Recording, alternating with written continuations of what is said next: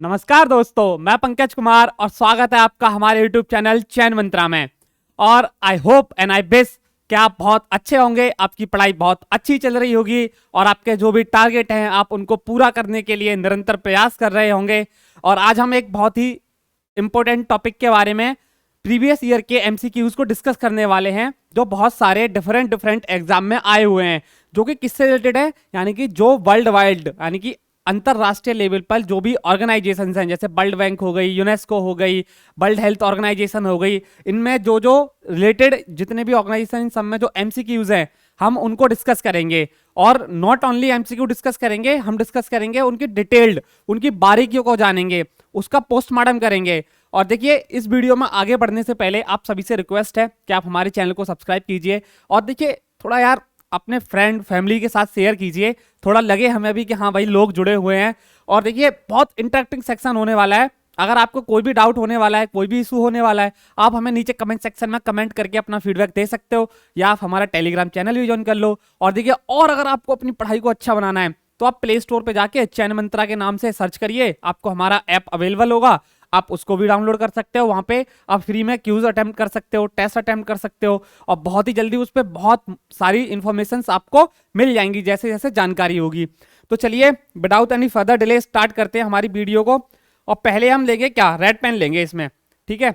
तो बढ़ते हैं आगे। तो हमारा पहला क्वेश्चन क्या है, तो हमारा पहला क्वेश्चन कह रहा है the office of UN general assembly is in, यानी कि यूएन जनरल असेंबली का हेडक्वार्टर कहां पे, कहां पड़ता है। तो इसका राइट आंसर क्या है, आई विश कि आपने अटेम्प्ट कर लिया होगा। इसका राइट आंसर होगा क्या, न्यूयॉर्क। ये देखिए कहां होगा, न्यूयॉर्क के अंदर पड़ता है। अच्छे से याद रखिएगा कहां पड़ेगा, न्यूयॉर्क के अंदर पड़ेगा। थोड़ा पेन का मैं साइज बड़ा करूंगा आपके लिए। तो देखिए, अब ये तो हो गया न्यूयॉर्क के अंदर। आगे हम डिस्कस करेंगे क्या है यूएन, क्यों है यूएन।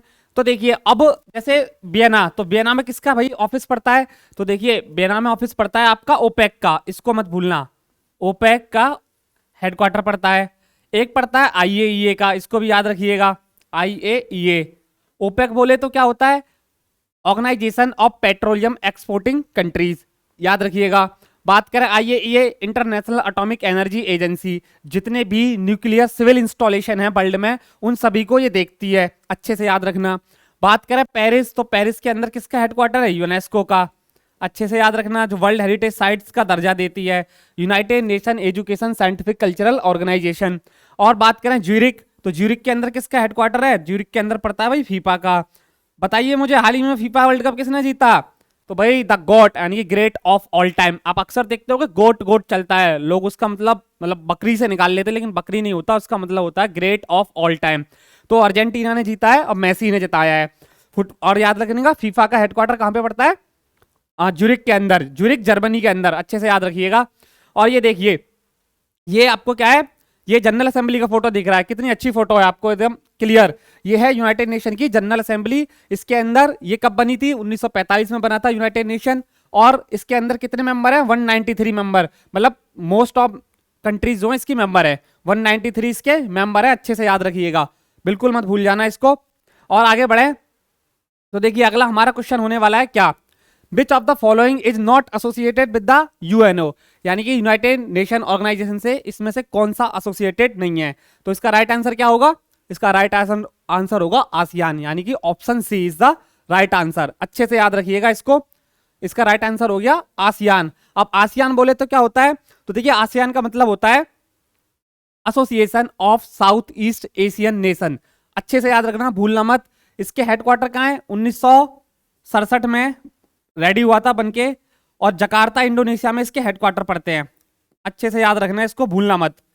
जकार्ता इंडोनेशिया, इंडोनेशिया, इसको भी याद रखिएगा, जकार्ता इंडोनेशिया।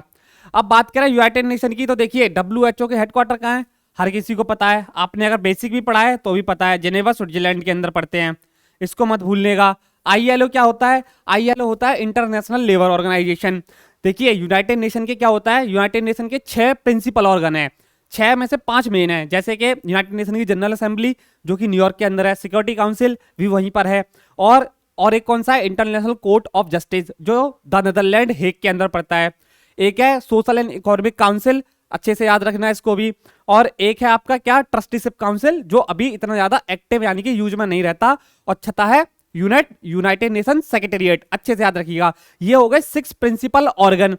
अब यूनाइटेड नेशन की कुछ स्पेशलाइज एजेंसीज हैं, जैसे कि WHO, UNESCO, world bank, IMF, ये सारी चीजें भी इसकी एजेंसीज हैं। अब इसके बारे में आपको देखिए फर्दर डिटेल देता हूं। ये देखिए आप यहां पे देख सकते हो, बहुत अच्छे से आपको समझ में आ जाएगा। पहले हम पेन लेंगे, ये देखिए। तो बात करें इसमें यूनाइटेड नेशन की एजेंसीज के बारे में, बहुत सारी एजेंसीज हैं, 15 के करीब एजेंसीज हैं, लेकिन जो मेनली न्यूज में रहती हैं और आपके एग्जाम के लिए बहुत ज्यादा महत्वपूर्ण है, हम उनके बारे में बात करेंगे। तो देखिए नंबर 1 पर है international labour organisation, headquarters Geneva के अंदर पड़ते हैं। FAO, food and agriculture organisation, headquarters Italy Rome के अंदर पड़ते हैं, अच्छे से याद रखिएगा। और IMF, इंटरनेशनल मॉनेटरी फंड, और इसकी हेड कौन है, क्रिस्टिया जॉर्जियावा, याद रखिएगा, वॉशिंगटन DC में हेडक्वार्टर है। वर्ल्ड बैंक के हेडक्वार्टर भी कहां पड़ते हैं, वॉशिंगटन DC में पड़ते हैं। UNESCO, United Nation Education Scientific and Cultural Organisation, कहां पर है, पेरिस के अंदर है, फ्रांस के। और अभी इंडिया में टोटल कितनी 42 यूनेस्को वर्ल्ड हेरिटेज साइट हो चुकी है। सबसे लास्ट कौन सी थी, एक शांति निकेतन थी, और उसके बाद में टेम्पल थे, जिसके ऊपर मैंने एक डेडिकेटेड वीडियो बनाई है हौसला एम्पायर के, उसको भी देख सकते हो आप। आगे अगर मैं बढ़ूं, वर्ल्ड हेल्थ ऑर्गेनाइजेशन कहां पर है, जेनेवा के अंदर, स्विट्जरलैंड के अंदर।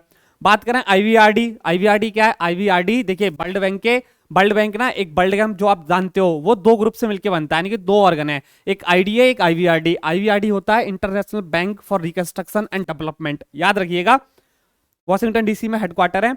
और एक है BIPO, यानी कि World Intellectual Property Organisation, Geneva में इसके हेडक्वार्टर पड़ते हैं। अब देखिए ये BIPO है ना, आपने नाम सुना होगा अक्सर, WTO वर्ल्ड ट्रेड ऑर्गेनाइजेशन, इसके हेडक्वार्टर भी जेनेवा स्विट्जरलैंड में इसी का पार्ट है। और इसमें एक छूट गया हमसे, अब देखिए एक बहुत इंपॉर्टेंट है, मैं लिख देता हूं इसके बारे में, वर्ल्ड फूड प्रोग्राम, इसको मत भूलना, वर्ल्ड फूड प्रोग्राम। इसको 2021 का नोबेल पीस प्राइज मिला था, इसी ने जीता था। ये ऑर्गेनाइजेशन है भाई, यूनाइटेड नेशन की एक एजेंसी है, स्पेशलाइज एजेंसी। अच्छे से समझ आ गया, आगे बढ़ते हैं।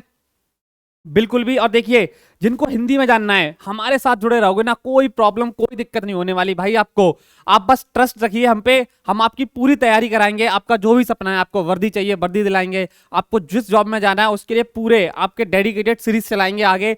और देखिए जिसको हिंदी में चाहिए, अंतरराष्ट्रीय श्रम संगठन, खाद्य एवं कृषि संगठन, जिसको बोलते हैं क्या, वर्ल्ड फूड प्रोग्राम, अंतरराष्ट्रीय मुद्रा कोष IMF, आप पूरा हिंदी में ले सकते हो। इसकी PDF भी आपको हिंदी में मिल जाएगी। ठीक है, नेक्स्ट क्वेश्चन की तरफ आगे बढ़ते हैं। The chairmanship of the UNSC rotate among the council member, मतलब जो उसके मेंबर है हर कितने महीने में रोटेट होकर उनके पास आती है। तो इसका राइट आंसर क्या होगा, आप पहले अटेम्प्ट कीजिए। इसका राइट आंसर होगा एवरी मंथ, यानी कि ग्रुप D हमारा करेक्ट आंसर होगा इसका। तो देखिए पहले लेंगे अब येलो पेन। अब बात करें यूनाइटेड नेशन सिक्योरिटी काउंसिल, तो we all know United Nation Security Council UNSC P5 permanent 5, कौन कौन, रसिया, चाइना, USA, UK, और आपका एक कौन सा रह गया, रसिया हो गया, चाइना हो गया, USA हो गया, UK हो गया, और फ्रांस। 5 परमानेंट मेंबर जो चेंज नहीं होते। अब इसके अंदर 15 क्या होते हैं, नॉन परमानेंट मेंबर होते हैं, इसको भी मत भूलना। नॉन परमानेंट होते हैं 15, जो एवरी 2 ईयर, जो 2 ईयर बाद चेंज होते हैं, हर 2 साल के नियुक्त होते हैं। अब देखिए इसमें क्या होता है, 5 परमानेंट और 15 नॉन परमानेंट हो गए। अब इसमें क्या होता है, जो यूनाइटेड नेशन सिक्योरिटी काउंसिल में इसकी जो चेयरमैनशिप होती है वो हर महीने चेंज होती है अमंग द 15 मेंबर।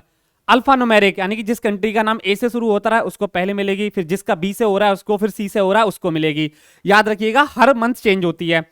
और जब जैसे मान लो इंडिया अभी 2000 कितने में 22 में इसका मेंबर मतलब प्रेसिडेंट बना था 1 महीने के लिए, तो इंडिया का जो भी डेलीगेशन है, यानी कि वहां के जो हेड हैं जो यूनाइटेड नेशन में होंगे, या तो प्राइम मिनिस्टर होंगे उस टाइम पे, या फिर फॉरेन मिनिस्टर होंगे, या फिर इंडिया का रिप्रेजेंटेटिव टू यूनाइटेड नेशन जो भी होगा वो उस टाइम पे हेड होता है। इसको याद रखिएगा बहुत अच्छे से, समझ में आ गया होगा आपको कि कैसे यूनाइटेड नेशन में होता है 5 परमानेंट और नॉन परमानेंट। और एक चीज याद रखिएगा, जब प्रेसिडेंट बनता है ना कोई यूनाइटेड नेशन सिक्योरिटी काउंसिल के 1 महीने के लिए, तो उसके पास वीटो पावर नहीं आती है। उसके पास ये होता है कि हाँ भाई क्या किस मुद्दे पर किस एजेंडा पे डिस्कस होगा और मतलब किसको लाना है किसको नहीं लेके आना है। जैसे इंडिया जब था तो उसने सीधा कह दिया था कि हम टेररिज्म पे बात करेंगे और जम्मू कश्मीर के मुद्दे पे बात नहीं होगी।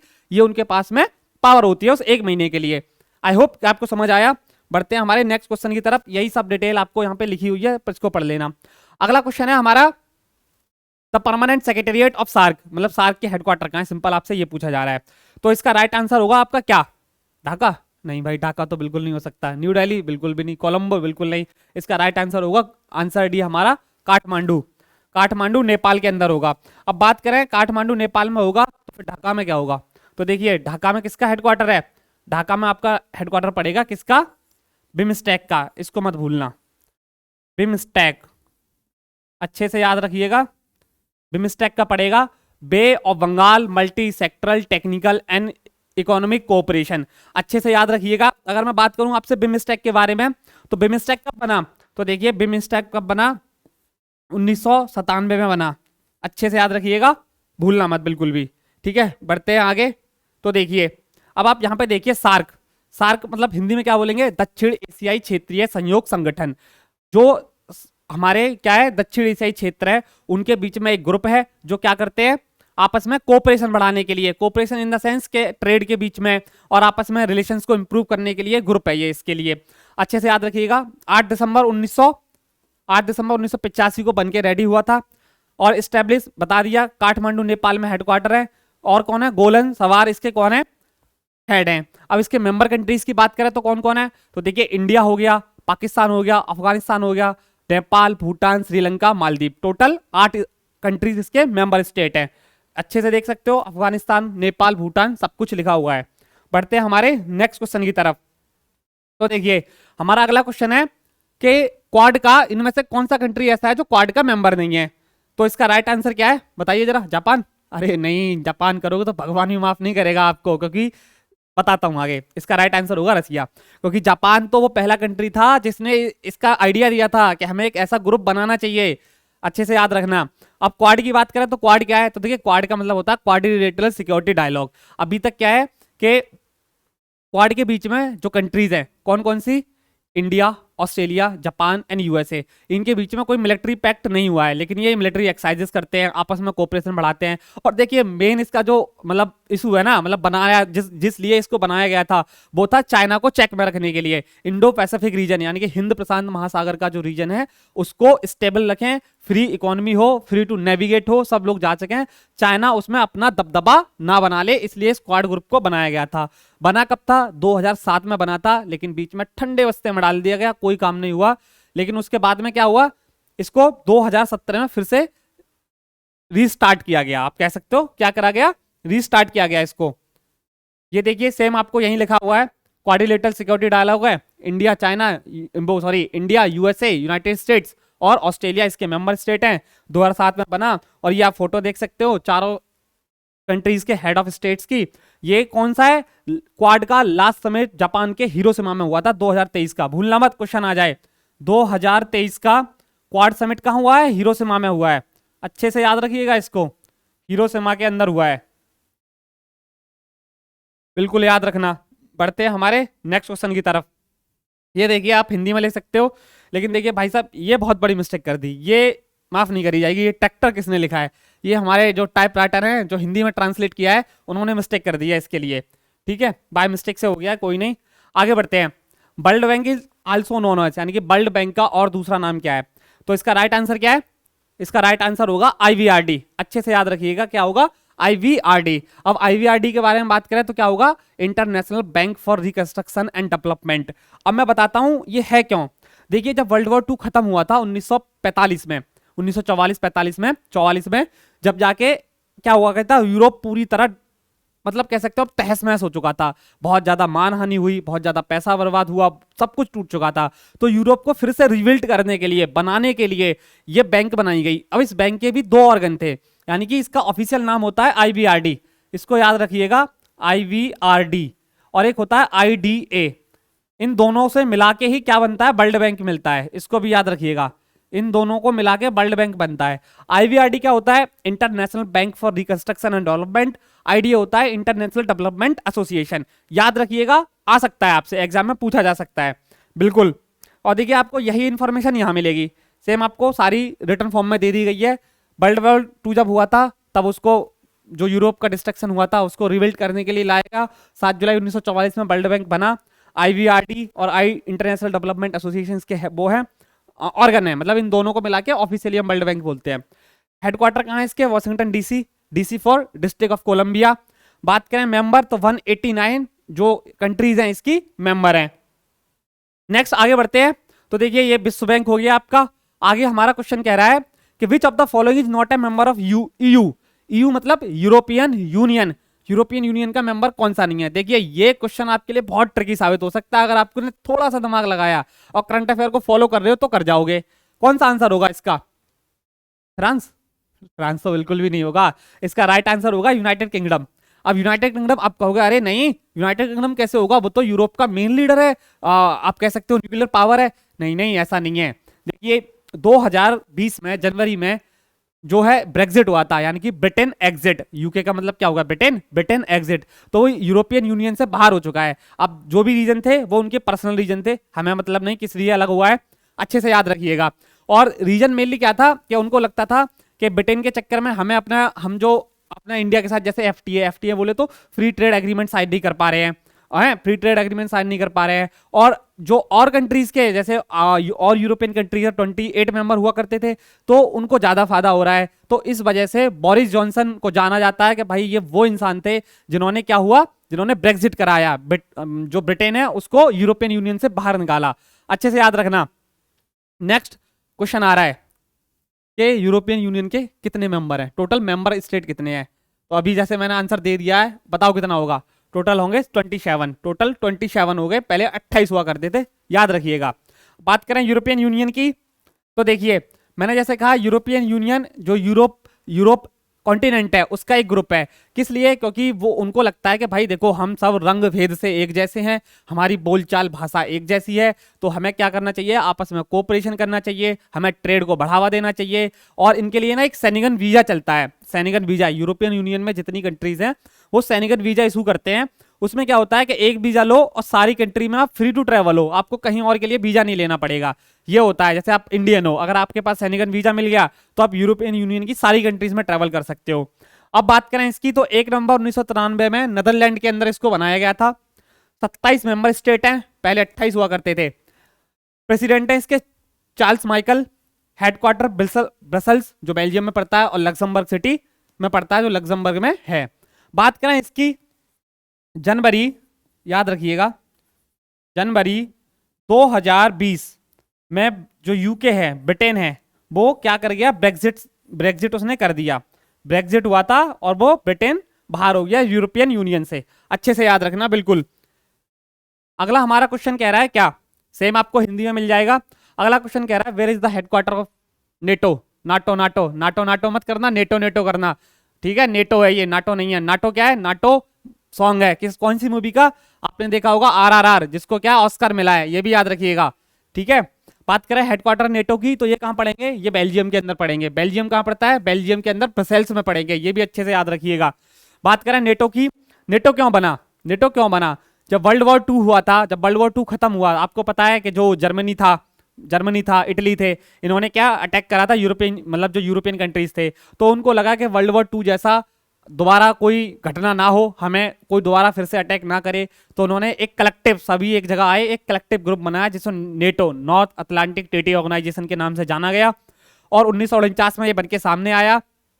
इसमें क्या होता है कि मान लीजिए कि जो मेंबर स्टेट है, किसी ने अगर एक कंट्री पर अटैक कर दिया ना तो वो कंसीडर करेंगे कि ये जिसने हम पे अटैक करा है ये सब पे अटैक है। आगे समझाऊंगा, देखिए। नेक्स्ट आगे बढ़ते हैं इसी को कंटिन्यू करते हुए। जैसा मैंने कहा वर्ल्ड वॉर 2 में बढ़ा और ये मिलिट्री अलायंस है। जैसे क्वाड के बारे में मैंने अभी बात किया, क्वाड मिलिट्री अलायंस नहीं है अभी, ये मिलिट्री अलायंस है। और बात करें 4 अप्रैल 1949 में बनके रेडी हुआ। 31 मेंबर स्टेट है, 31 में भी 29 यूरोपियन यूनियन के हैं, यूरोप के हैं, यूनियन के नहीं, यूरोपियन यूनियन के नहीं, ओनली यूरोप के हैं। और 2 कौन है? एक USA और एक कनाडा। ये क्या है? यूरोपियन यूनियन के पार्ट नहीं है, यूरोप के पार्ट नहीं है, ऐसा भी कह सकते हो। सेक्रेटेरिएट और इसके सेक्रेटरी कौन है? तो इसके सेक्रेटरी कौन है? जेंस स्टोलनबर्ग, इसको भी याद रखिएगा। हेडक्वार्टर ब्रसेल्स बेल्जियम के अंदर है। और फिनलैंड इसका लेटेस्ट मेंबर बना है। कब बना है? वो बना है 4 अप्रैल 2023 को। ये इसका नेशनल फ्लैग कह लो, लोगो कह लो।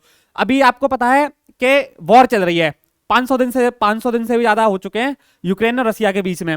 तो उसका मेन क्रक्स यही था वॉर का कि रसिया का कहना था कि यूक्रेन ना नेटो ज्वाइन कर रहा है, नेटो ज्वाइन करने से उसके पास क्या है कि जो यूएसए का प्रोटेक्शन का अम्ब्रेला है वो आ जाएगा, और फिर रसिया को वो क्या है, रसिया के लिए थ्रेट है, तो इसीलिए उसने यूक्रेन पर अटैक करा। लेकिन यूक्रेन अभी तक इसका मेंबर नहीं बना, इसका फिनलैंड मेंबर बना है। और देखिए इसके पीछे बहुत इंटरेस्टिंग स्टोरी थी कि टर्की ने इनिशियली अपोज किया था, क्योंकि टर्की इसका मेंबर है।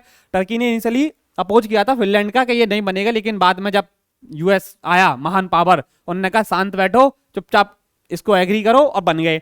अब इसका जो आर्टिकल 5 है ना, जैसे मैंने कहा था, अगर मैं आपसे बात करूं कि नेटो का सबसे ज्यादा यूज कब हुआ था, जो हम सब जानते हैं रिसेंट हिस्ट्री में, तो 9/11 हुआ था। देखिए एक मिनट पेन ले लेता हूं मैं। 9/11 2001, इसमें क्या हुआ था, ओसामा बिन लादेन वाला केस पता होगा, यूएसए पे अटैक कर दिया गया था ओसामा बिन लादेन के द्वारा। बहुत लंबी स्टोरी है, अलग से अगर आप कहोगे तो सेपरेट वीडियो में बताएंगे। तो इसमें क्या हुआ था, यूएसए ने वॉर एंड टेरर, यूएसए के उस टाइम के प्रेसिडेंट कौन थे, जॉर्ज डब्ल्यू बुश, उन्होंने कहा था कि हम वॉर एंड टेरर छेड़ने जा रहे हैं, और या तो आप हमारे साथ हो या फिर आप हमारे खिलाफ हो। तो नेटो का आर्टिकल 5 एक्टिवेट हो गया। इस आर्टिकल के अंदर क्या हुआ कि ये यूएसए पे अटैक हुआ है, मतलब जितनी नेटो की कंट्री हैं, जितने मेंबर स्टेट हैं, ये सब पे अटैक मान लिया गया। तभी फिर यूएसए ने अफगानिस्तान में अपना पैर रखा, उन्होंने अपनी मौजूदगी साबित की, और वहां पे जो भी सब कुछ हुआ वो आपके सामने है। हालांकि अब तो विड्रॉ कर चुकी है US forces from Afghanistan. Next आगे बढ़ते हैं। कुछ आपको आंसर दिख गया इसका, तो चलो कोई नहीं। ये पूछ रहा है वर्ल्ड बैंक के हेड कौन है, तो वर्ल्ड बैंक के हेड है अजय बंगा। याद रखिएगा इसके लिए अच्छे से, बिल्कुल भूलना मत इसको। Ajay Banga is the head of World Bank. अब वर्ल्ड बैंक की बात करें, पेन लेते हैं, ये अजय बंगा की फोटो देख सकते हो, और इससे पहले जो मास्टर कार्ड था ये उसके हेड थे। वॉशिंगटन डीसी में हेडक्वार्टर है, और 1989 में ये क्या हुआ था, मतलब 189 इसके मेंबर हैं। बना तो 1944 को था ये, 1944 को ब्रिटेन वुड कॉन्फ्रेंस के अंदर बना था, ठीक है, जुलाई में। अच्छे से याद रखिएगा, ठीक है। वर्ल्ड बैंक के जैसा मैंने आपको बताया 2 आर्म्स हैं, 2 ऑर्गन है, आईवीआरडी और आईडीए, इसको भी मत भूलना बिल्कुल भी, ठीक है।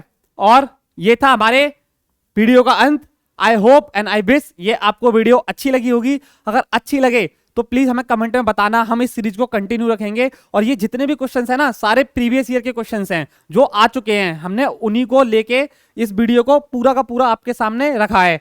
और आपको वीडियो अच्छी लगी हो तो प्लीज कमेंट सेक्शन में जरूर बताना, और हमारे चैनल को सब्सक्राइब करना। तब तक के लिए टेक केयर, और अपना ख्याल रखें, अपनी पढ़ाई अच्छे से करें, अपनी हेल्थ का भी ख्याल रखें। मिलते हैं आपसे नेक्स्ट वीडियो में। जय हिंद, जय भारत।